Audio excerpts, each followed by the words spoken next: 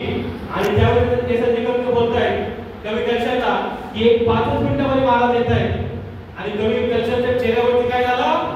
आनंद आला. का आनंद आला? कशामुळे आनंद आला? कारण आपले महाराज आपल्याला भेटायला येत आहेत. बरोबर का?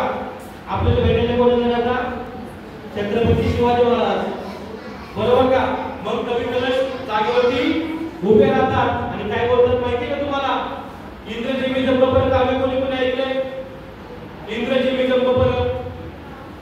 मग या सैनिकांनी त्या कवी कलशाला हात वर केला आणि सांगितलं की महाराज समोर येत आहेत. महाराज कपाली काय लावायचे? महाराज आपल्या कपाली काय लावायचे नाही? कसे लावायचे? चंद्रासारखे. बरोबर? थोडंसं एक मिनिट कलश का. मग चंद्रासारखी कोण महाराजांनी कपाली लावली आणि महाराजच्या गळ्यामध्ये काय असायची? किती कवड्याची असायची? 64 कवड्याची रुद्राक्षाची माळ असायची. बरोबर का? महाराजांना किती पैसे होते? 350 दरकोटंचं साम्राज्य छत्रपती शिवरायांनी निर्माण केले. किती किल्ल्यांचं? 350. किती?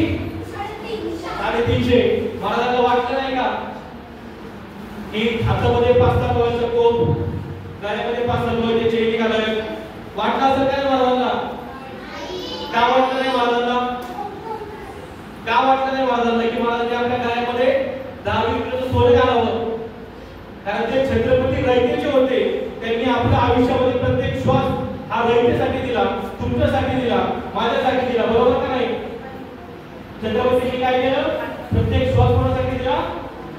पैलवान. छत्रपतींनी प्रत्येक श्वास कोणासाठी दिलाय? आपल्यासाठी दिलाय. म्हणून तो आज पैलवान आहे तिथं.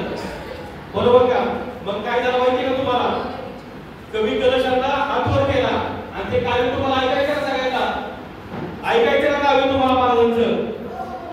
पैलवान